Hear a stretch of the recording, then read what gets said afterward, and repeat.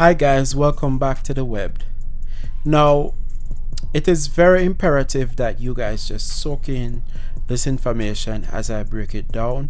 Certain things may I just explain, certain things may just skip over and go through.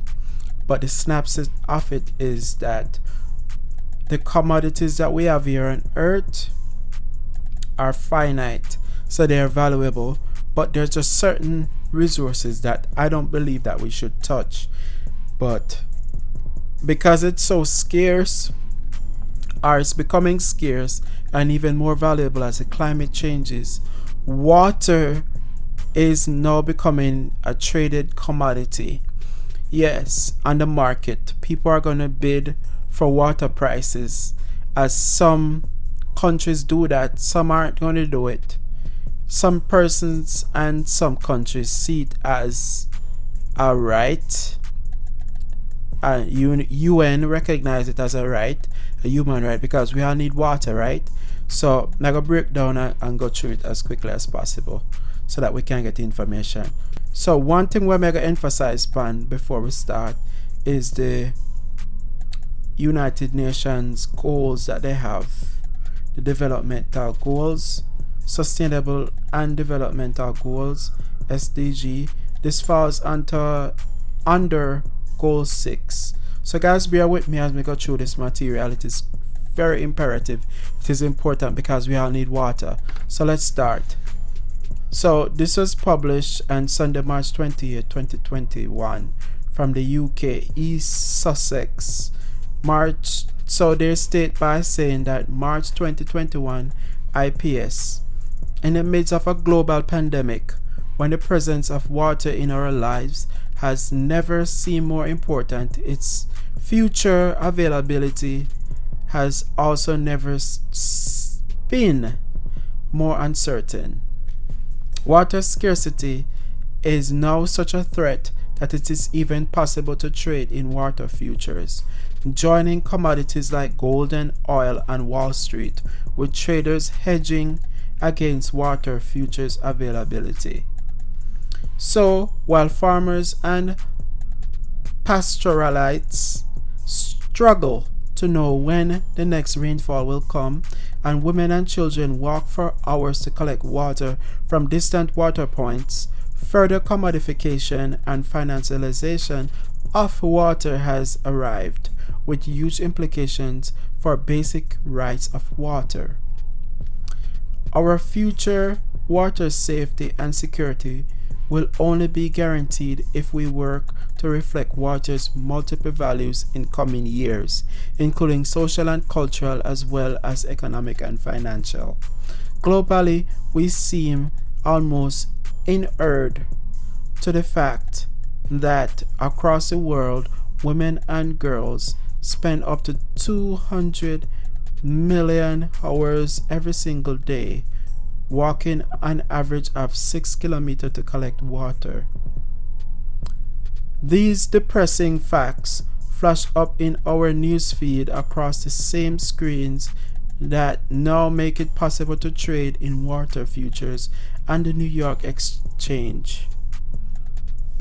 Between these two screens lies an almost perverse linkage between global policy seeking to achieve the SDG target under Goal 6 and a global financial world seeking investment gains under new financial instruments. So the Sustainable Development Goals, Goal 6, that's what SDG means again. Today of all days is a good time to pause and take stock. Every 22 of March since 1993, the International Commodity has marked World Water Day, and this year's theme is valuing water. Our own personal valuing of the resource has been starkly demonstrated during the COVID-19 pandemic.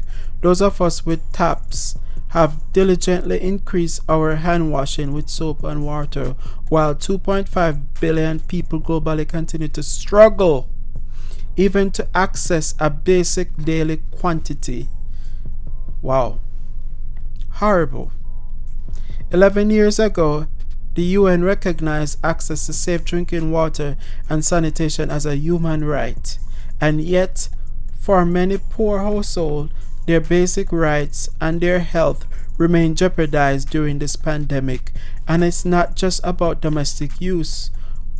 Multiplicities of values attached to water coverage around farming household in, for instance, rural Africa, to a young female farmer staring up at the clouds in eastern Tanzania.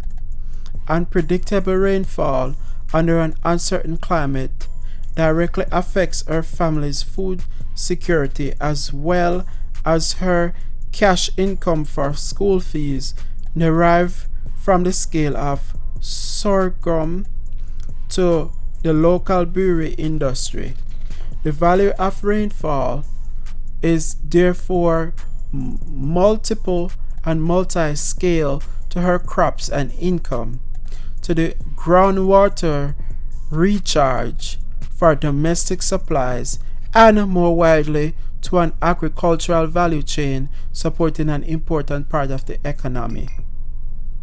Domestic and international investors, encouraged by national policies focusing on foreign direct investment, often seek to grab this land and having implications for both this farmer's land and water rights as well as environmental sustainability.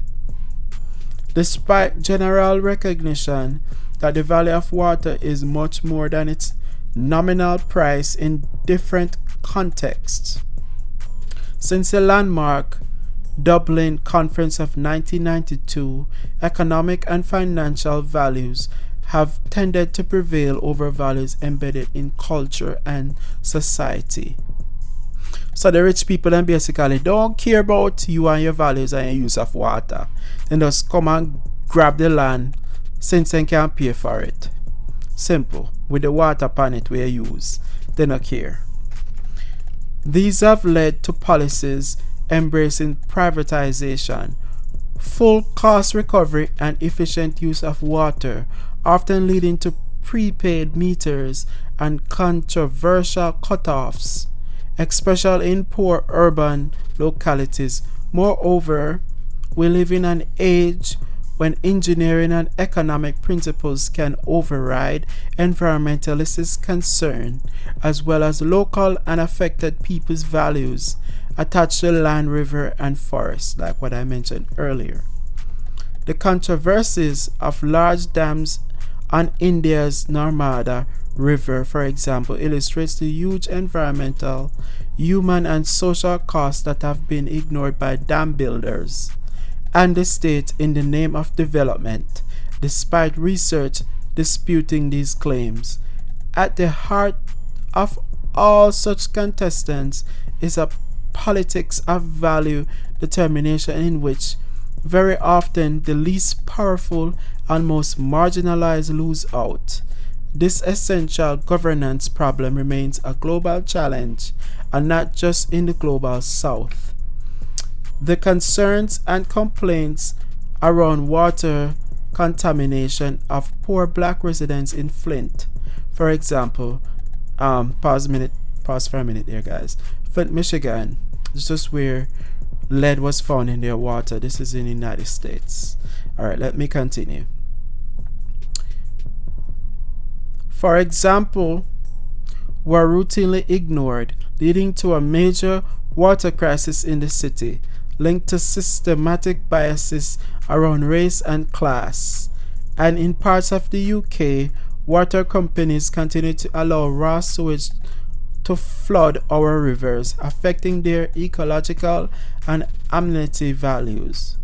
For the future, therefore, we need to recognize how a hierarchy of water values need a process of deliberative governance with which to encapsulate all our human well-being, dignity, and ecological sustainability priorities. It also needs to avoid over-objectifying the resource in remote financial and other instruments, and recognize how consumption patterns and values of the rich and powerful can undermine poor people's values and basic rights to water. So on World Water Day 2021, when we next wash our hands for another 20 seconds, let's champion the often hidden and overlooked values of water security worldwide. Thank you guys so much for tuning into Web. And this has been a mouthful. Definitely has been. I hope you guys have learned something, and I'll see you guys in the next one. Peace out.